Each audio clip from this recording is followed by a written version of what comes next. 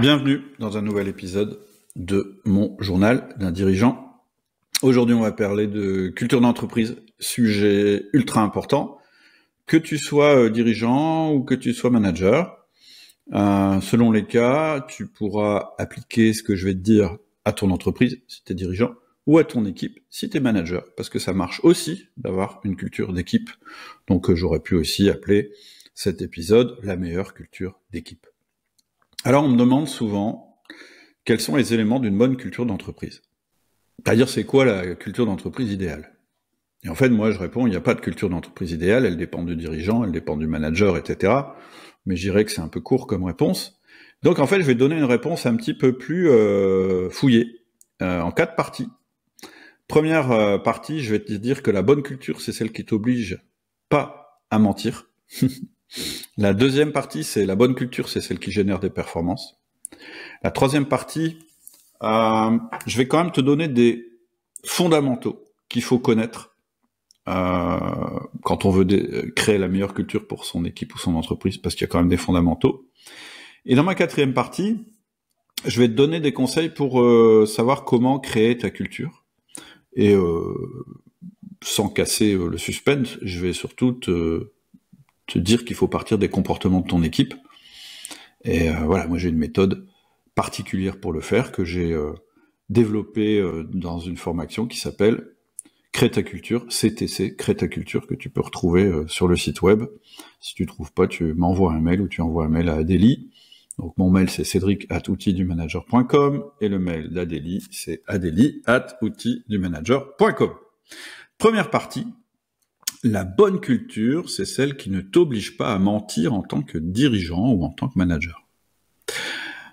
C'est une question qu'on m'a pas mal posée au début, qu'on me pose plus tellement d'ailleurs, je sais pas pourquoi.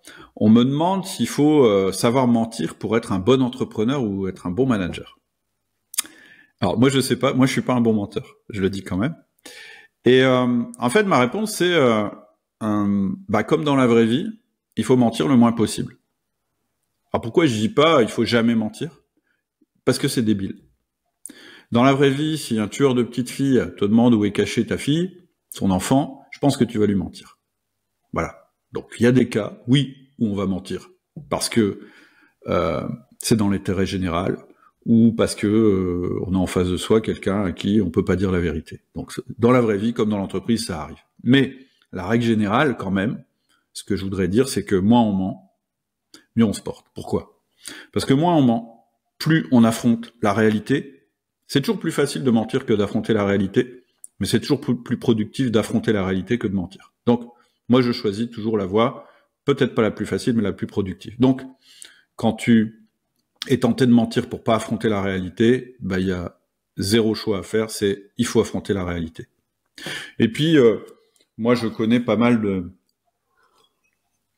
J'ai été confronté à pas mal de dirigeants qui sont des menteurs. J'en ai eu même dans mon environnement proche. Et en fait, j'ai toujours trouvé qu'ils avaient une vie très très compliquée. Beaucoup plus compliquée que la mienne. Moi, je mens le moins possible parce que je suis pas un bon menteur, mais en fait, je pense que c'est pas tout à fait ça. C'est que je préfère avoir une vie simple. Et puis voilà, je trouve que c'est plutôt sain de pas mentir. Donc voilà ma réponse générale. Un dirigeant n'est jamais obligé de mentir. Mais ça ne veut pas dire qu'ils doivent être complètement transparents. Un manager, c'est pareil. Tu as le privilège, en tant que dirigeant et en tant que manager, de pouvoir dire à ton collaborateur « je ne peux pas répondre à cette question » ou « je ne veux pas répondre à cette question ». Moi, ça m'arrive souvent de dire « si je vous répondais, je vous mentirais, donc je ne vous mens pas ». Ou bien, quand c'est trop simple, de dire « joker, je réponds pas ». Ça me permet de pas mentir, en fait, de pas dire. Voilà. Mais alors pourquoi je parle du mensonge? Parce qu'on était parti pour parler de la culture. Parce que je pense que dans le monde d'aujourd'hui, dans le marché actuel tel qu'il est structuré, là où le mensonge fait le plus de dégâts, c'est dans le domaine de la culture d'entreprise. Une des raisons fondamentales de la friction de communication, des démissions, des licenciements, etc., c'est quoi? C'est le décalage qui existe entre ce qui est vécu par les salariés, en termes de vie quotidienne dans l'entreprise et ce qu'on leur a promis en termes de culture d'entreprise quand ils sont rentrés dans l'entreprise. Ce décalage, il est avant tout dû à un manque soit de franchise, soit de discernement de l'entreprise ou des gens qui représentent l'entreprise, la direction de l'entreprise, sur la vraie culture de leur entreprise. La friction la plus importante aujourd'hui et le mal-être le plus important et la source de désengagement la plus importante des salariés aujourd'hui dans les entreprises, c'est le décalage entre ce qu'ils vivent au quotidien et ce qui leur a été promis, ou la manière dont l'entreprise communique ou ne communique pas sur sa culture d'entreprise. C'est cette espèce de marché de dupes qui fait que ça fonctionne pas et qu'il y a du désengagement, etc., etc. Et je dis que c'est dû à un manque de clairvoyance ou de franchise de la part de la direction ou des managers. Et je vais prendre, pour exemple, le recrutement. En tant que recruteur, quand tu as une entreprise, une culture d'entreprise ou une culture d'équipe bien définie et que tu es capable d'en parler en donnant des exemples très concrets de la manière dont on se comporte dans ta boîte ou dans ton équipe, tu as une bien meilleure probabilité que la recrue que tu es en train de recruter sache se positionner avant d'entrer dans ton entreprise.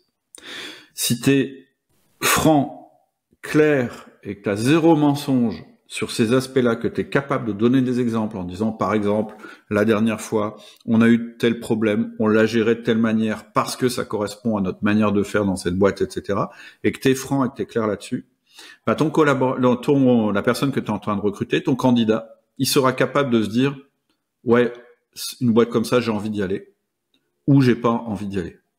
Et donc, il pourra refuser le poste parce qu'il ne se reconnaît pas dans ta manière de travailler. Ou en tout cas, s'il accepte le poste, il pourra pas ensuite te dire, bah attends, ah ouais, c'est comme ça que ça se passe, mais c'est horrible, parce que en fait, quand tu discutes avec les gens qui quittent des entreprises ou qui font un truc encore pire, qui est qu'ils ne quittent pas l'entreprise, mais ils font le minimum pour pas se faire virer, tout en critiquant, en fait, c'est des gens qui ont le sentiment de s'être fait avoir. C'est des gens qui ont l'impression que leur poste, en fait, finalement, c'est un poste un peu de, voilà, et que ils y trouvent pas leur compte, etc. Mais s'ils étaient honnêtes, ils se diraient peut-être, bah ouais, mais je savais qu'en entrant dans cette boîte, c'était comme ça, parce qu'on me l'avait dit. Si c'est pas le cas, c'est de la faute de l'employeur. Si c'est le cas, c'est de leur faute.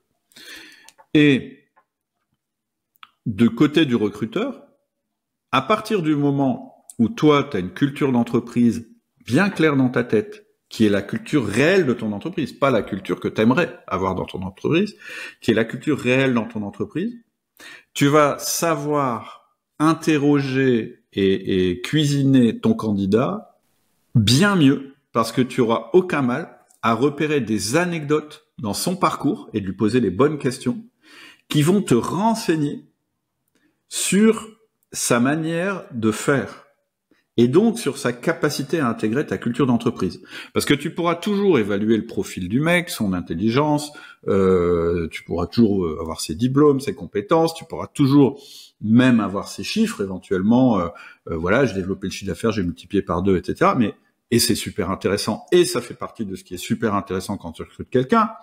Mais ce qu'il faut absolument que tu aies aussi, c'est comment il a réussi à obtenir ses performances. Parce que s'il l'a fait en violant systématiquement toutes les valeurs que toi tu as développées dans ton entreprise, eh bien tu ne veux pas le faire rentrer dans ton entreprise. Et la manière dont tu vas détecter ça chez lui, c'est pas en lui disant quelles sont vos valeurs, et puis le mec te dit ah bah l'honnêteté, le dépassement de soi, etc., etc. Tout le monde dit ça. Ce qui m'intéresse, c'est qu'est-ce qu'il y a derrière. Ok, c'est ça vos valeurs. Alors expliquez-moi par exemple quel comportement correspond à telle valeur. Ou mieux, moi je fais pas comme ça. Moi je dis bah tiens c'est super. J'ai une question que je pose systématiquement en entretien. C'est quoi votre meilleur souvenir professionnel? Ah bah c'était quand j'étais dans telle boîte. Oui, mais moi ce que je vous demande c'est racontez-moi comme si vous racontiez une histoire à quelqu'un. Comment vous avez réalisé ce que vous estimez être le meilleur achievement, la meilleure performance, la meilleure réalisation dans votre carrière. Et dites-le moi sur un mode « je raconte ». Et là, la manière dont la personne va vous le raconter, c'est ce qui va vous permettre de vous dire, tiens, voilà, ça c'est son comportement, il fait plutôt comme ça, donc je dis n'importe quoi, il travaille plutôt collectivement, ou bien il prend plutôt son temps, ou bien il est précis, ou bien au contraire, c'est quelqu'un qui fonce et il réfléchit après, etc. Et de ça, on va pouvoir progressivement basculer sur c'est quoi son mode comportemental en général, et du coup, c'est est-ce qu'il sera capable de s'intégrer dans ma culture d'entreprise que je connais parfaitement. Et je la connais parfaitement parce que je l'ai formalisée. Et en fait, beaucoup d'entreprises oublient complètement cet aspect lors de l'entretien, ou pire, elles l'oublient pas, mais elles mentent. C'est-à-dire que, en fait, c'est pas vraiment un mensonge, mais si, c'est un mensonge, mais c'est un peu de répéter bêtement la culture de l'entreprise telle qu'elle est décrite dans les documents officiels ou affichée sur les murs. Vous avez vu chez nous, nous sommes une entreprise qui place l'honnêteté en haut. Avant toute chose, qui respecte les salariés, patati patata. Ça veut rien dire, parce que qu'est-ce que ça veut dire respecter les salariés, premièrement, et deuxièmement, est-ce que c'est vraiment vrai? Est-ce que si je vais interroger tes collaborateurs, ils vont tous me dire qu'ils se sentent très respectés dans ton entreprise? Et donc, si tu fais ça, eh bien, ta recrue, elle va se retrouver à essayer d'intégrer une entreprise, avoir une expérience de travail qui est totalement différente de ce qu'elle pensait retrouver, et donc elle va pas rester. Et donc, c'est là où je dis qu'en fait, finalement, le truc primordial à propos de la culture d'entreprise, c'est pas d'avoir la meilleure culture d'entreprise possible. Parce qu'en fait, ça veut rien dire. Parce qu'en fait, Amazon, qui est une des plus performantes entreprises mondiales, elle a pas du tout la même culture d'entreprise que Apple et que Tesla. Je prends des exemples américains, je suis désolé, mais je pourrais dire le groupe LVMH, je pourrais dire plein de choses comme ça. Quand tu rentres chez Amazon, tu sais que ça va être l'enfer. Et pourtant, ça marche. Donc, ce qui est important avant tout, après je vais quand même te donner des pistes, mais ce qui est important avant tout, c'est que tu sois capable, en tant que dirigeant ou manager, de décrire la culture actuelle de ton entreprise ou de ton équipe, que tu sois capable de décrire réellement ce qu'elle est à travers les comportements qui ont lieu dans ton équipe, et éventuellement, d'ailleurs, de dire aussi comment tu voudrais qu'elle évolue. Et c'est pas que pour le recrutement, c'est aussi pour tes collaborateurs que c'est important. Parce que de la même manière, tu dois aider tes salariés à comprendre dans quelle culture d'entreprise ils évoluent, et en décrivant la culture que tu voudrais instaurer, déterminer s'ils vont être toujours adaptés ou si eux-mêmes ils doivent changer des choses dans leur comportement.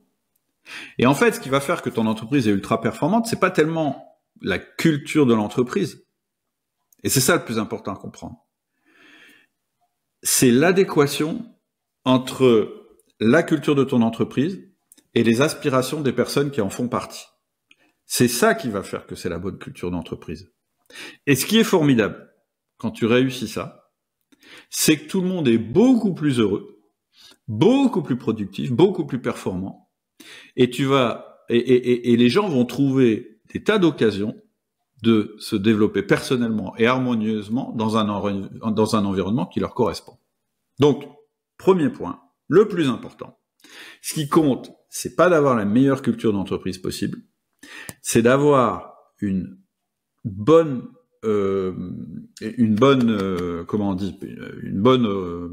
équivalence, on va le dire comme ça, entre la culture de ton entreprise actuelle et les aspirations de tes collaborateurs en termes de culture d'entreprise. Si tu réussis ça, en fait, tu as la bonne culture d'entreprise parce que tout va être aligné.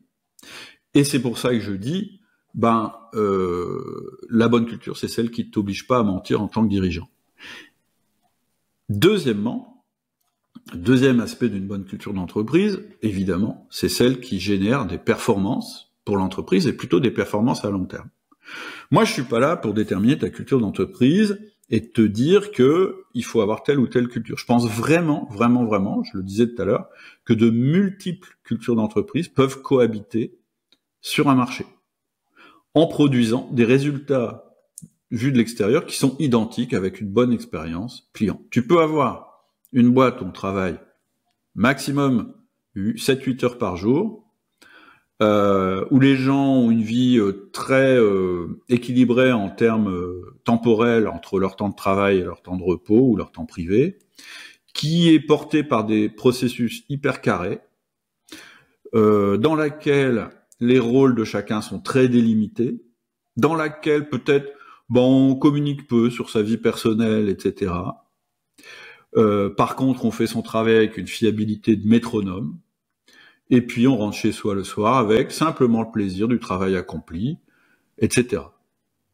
Puis tu peux avoir sur le même marché une autre entreprise où c'est le chaos permanent, où on s'éclate comme des malades avec des challenges de fous, en réussissant à la force du poignet, en s'investissant à mort, en travaillant le soir, le week-end, etc., et où on parvient à relever des défis complètement cinglés. Et en réalité, ces deux entreprises, elles vont produire des performances, et des performances dans le long terme. Elles vont être très rentables, elles vont avoir plein de perspectives formidables à proposer à leurs salariés, à partir du moment où les salariés qui composent ces entreprises sont d'accord et correspondent à cette culture d'entreprise. Ce qui va faire que les deux vont réussir, c'est ça. T'as plein de gens qui sont rentrés, je veux dire, je sais pas si t'as lu le bouquin la biographie d'Elon Musk, mais franchement, quand tu lis comment ça se passe dans sa boîte, comment les gens se font virer après avoir fait quasiment un burn-out, etc., tu peux te dire c'est l'enfer sur Terre. Et pourtant, quand tu interroges les gens après leur petite carrière chez Tesla, pour rien au monde, ils réécriraient l'histoire. Ils estiment que c'était un moment professionnel formidable, oui, qui les a un peu amochés, mais c'était formidable. Et c'est tout, c'est comme ça. C'est pas forcément ce que tu veux dans ta boîte, ou c'est peut-être ce que tu veux, mais peu importe. Ce qui compte, c'est que le marché, il soit clair. D'ailleurs, moi, c'est une des raisons pour lesquelles j'ai jamais voulu fusionner deux de mes sociétés, qui pourtant travaillent sur le même marché, avec les clients, enfin quasiment les mêmes clients, etc. Bon, il y avait une histoire de métier, il y en a une qui vend plutôt du consommable et l'autre qui vend plutôt des machines, mais surtout et avant tout, parce que ces deux boîtes, elles ont des cultures différentes. Et franchement, vraiment, aujourd'hui, je saurais pas te dire quelle est s'il y a une culture qui est meilleure que l'autre. Je crois pas qu'il y ait une culture qui soit meilleure que l'autre dans chacune de ces sociétés dont je suis quand même le propriétaire. Elles ont chacune leur culture, elles ont chacune leur... Alors, tout est améliorable dans chacune des cultures, mais franchement, je saurais pas te dire, non, mais en fait, il y en a une, très clairement, au niveau culture, c'est mieux. Mais non. C'est pas les mêmes personnes, c'est pas la même manière de faire les choses, et les deux fonctionnent. Dans les deux cas, les gens, ils sont plutôt heureux, les clients sont satisfaits, l'actionnaire aussi. Mais je pense que si je fusionnais, il y aurait beaucoup d'incompatibilité entre les deux. Et si je voulais transférer un salarié d'une société à l'autre, je suis pas sûr qu'il se sentirait très très bien. Et donc, ce qui compte avant tout, c'est que les salariés qui soient dans ces entreprises n'aient pas le sentiment d'un mensonge entre ce qu'on leur a permis comme culture d'entreprise. Alors après, honnêtement, une fois que j'ai dit ça, j'ai bien sûr mon avis, j'ai bien sûr mes préférences en tant que dirigeant, même actionnaire, parce qu'il y a des cultures qui sont plus risquées que d'autres. Et oui, puis j'ai oublié de dire un truc, c'est que parfois la culture, elle est impactée par le marché sur lequel on évolue. C'est-à-dire que dans les deux cultures diamétralement opposées que je t'ai proposées, il y en a peut-être certaines qui vont être meilleures sur certains marchés que d'autres. Mais c'est pas sûr. Moi, j'ai, en particulier, je te le dis, dans mes boîtes, finalement, les cultures sont assez éloignées et pourtant on est à peu près sur des marchés similaires. En fait, en tant que dirigeant et actionnaire, ce que je me suis fixé comme mission, c'est que la culture de mes entreprises soit conforme à mon éthique du travail. Ça, c'est important. J'ai des limites, etc. Et donc, les cultures de mes boîtes, c'est pas possible qu'elles dépassent les limites que je me suis fixées en termes d'éthique. Mais c'est presque la seule limite. C'est-à-dire que finalement, à l'intérieur de ces limites que j'ai fixées, il y a tellement de marge de manœuvre que ce qui compte avant tout, c'est que je connaisse très très bien les cultures des deux boîtes, et que donc quand je recrute quelqu'un ou quand je juge quelqu'un par rapport à ses comportements dans la boîte, je me trompe pas de culture d'entreprise.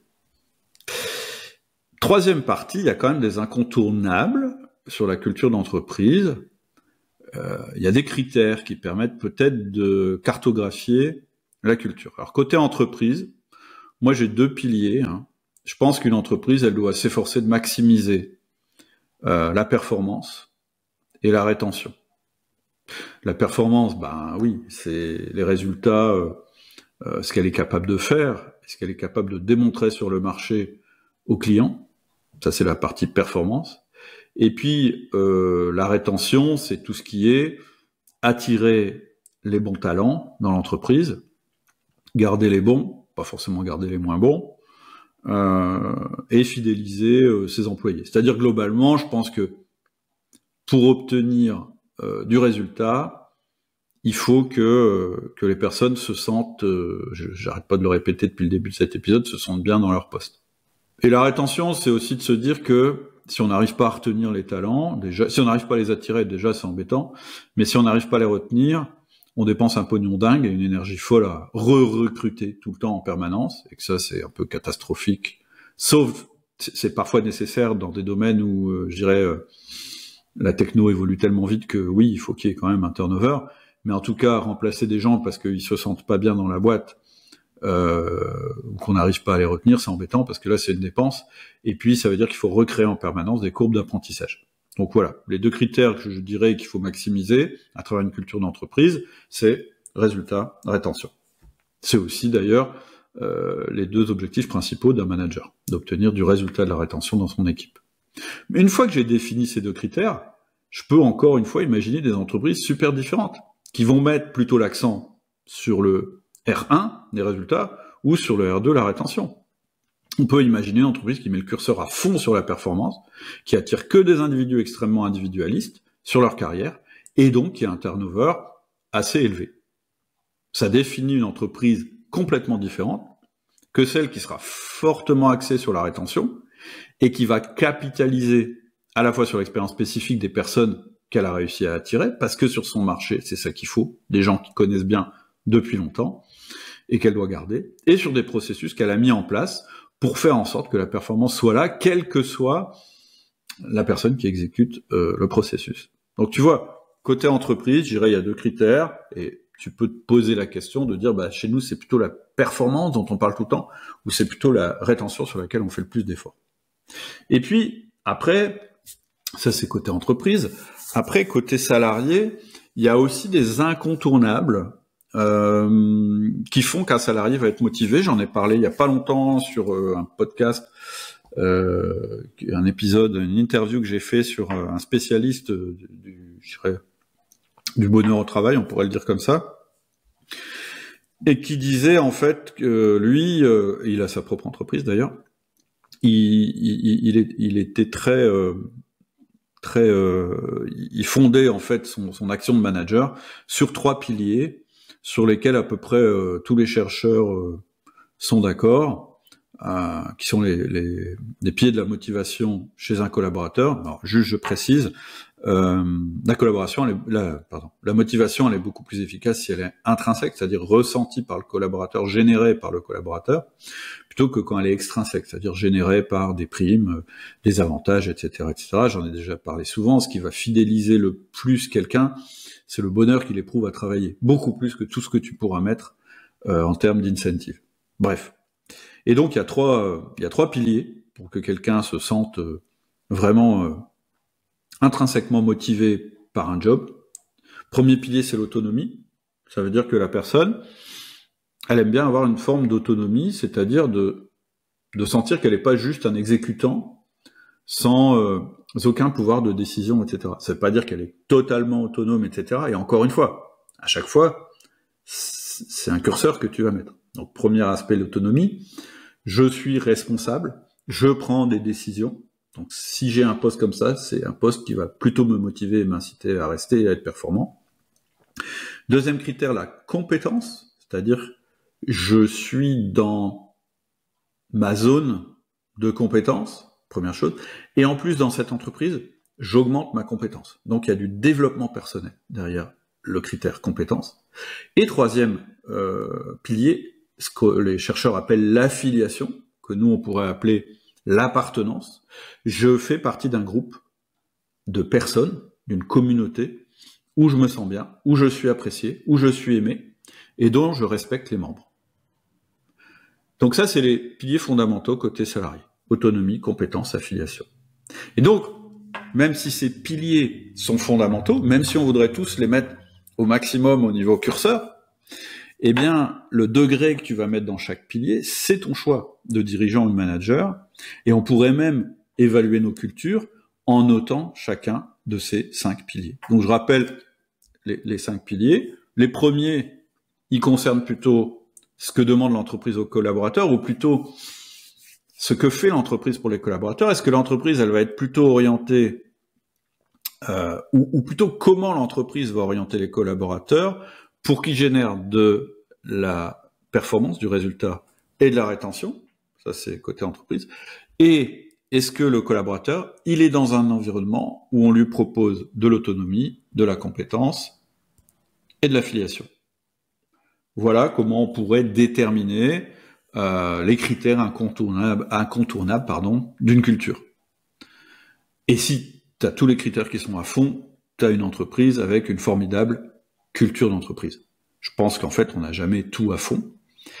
Et surtout, on n'a pas la même manière d'atteindre chacun de ces piliers. Quatrième partie, mon conseil. Comment on fait, donc, pour comprendre, décrire et savoir quelle est la culture de notre entreprise, et donc, et de manière objective, pas juste en mettant des mots qui correspondent à rien, et donc, à savoir vers quoi on veut aussi diriger la culture de notre entreprise, premièrement, et comment on atteint justement le maximum au niveau R1, R2, au niveau autonomie, compétence et affiliation. Parce que maintenant que je t'ai dit tout ça, tu as sûrement envie de créer ta culture d'entreprise en listant les valeurs qui semblent le plus importantes. Et en fait, je pense que c'est pas la bonne méthode. C'est ce que j'explique dans ma formation CTC, Créer ta culture. Parce qu'en fait, si tu fais ça, tu commences par mentir, direct. C'est-à-dire que en disant, bah moi, les valeurs, c'est ça, en fait, tu parles de toi. Tu parles pas du tout de ton entreprise. Et donc, et donc, tu plaques des valeurs qui ont aucune réalité concrète pour tes salariés ou tes collaborateurs. Et donc, tu te mens un peu, premièrement, parce qu'en fait, par exemple, moi, je pourrais te dire, ah bah, moi, vraiment, ce qui compte, c'est la justice. Et puis, l'honnêteté.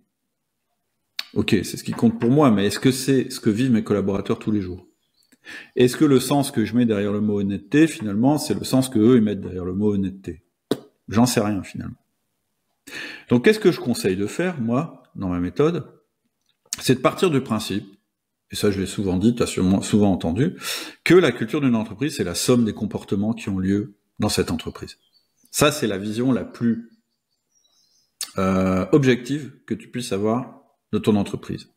Dans notre entreprise, voilà les comportements qui ont lieu. Pourquoi? Parce que quand un comportement, c'est quelque chose qui est observable et qui n'est pas l'effet d'un jugement.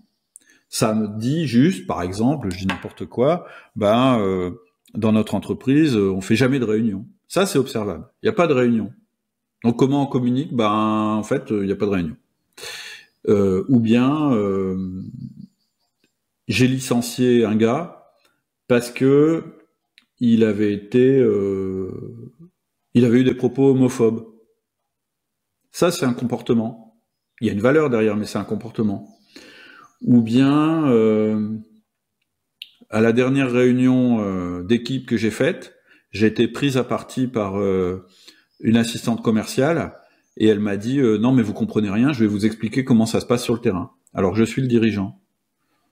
Donc, c'est quoi la valeur en face? En tout cas, il s'est passé ce comportement qui a été accepté et d'ailleurs je l'ai écouté, j'ai été d'accord avec elle. qu'est-ce que c'est la valeur qu'il y a derrière, c'est moins important que le fait que dans cette entreprise, on ait le droit de faire ça.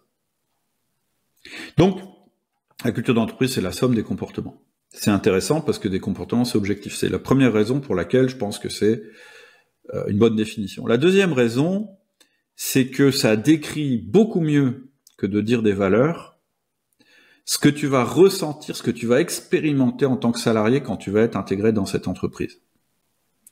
Un peu comme une expérience client.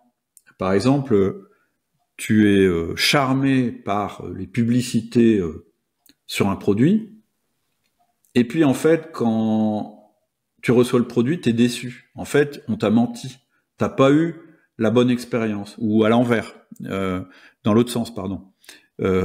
Tu trouves que, j'ai un Apple devant moi là, t'as vu la pub, c'est des produits esthétiquement ils sont magnifiques, ils ont l'air solides, et puis c'est ce qu'on dit dans la pub, etc. Tu vas sur le site, les images sont fantastiques, tu es encore plus confirmé dans ta première impression. C'est cher, mais c'est quand même super, on en a pour son argent, machin bidule. T'achètes le produit arrive, t'enlèves le packaging. Bon, moi je suis dans le packaging, j'ai deux boîtes dans le packaging, et là tu fais waouh, l'emballage, c'est le plus bel emballage que t'aies jamais vu.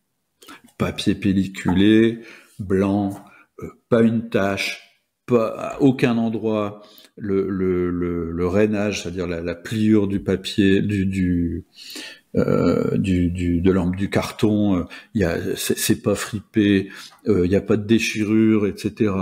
T'ouvres, tout coulisse bien, tout s'ouvre bien.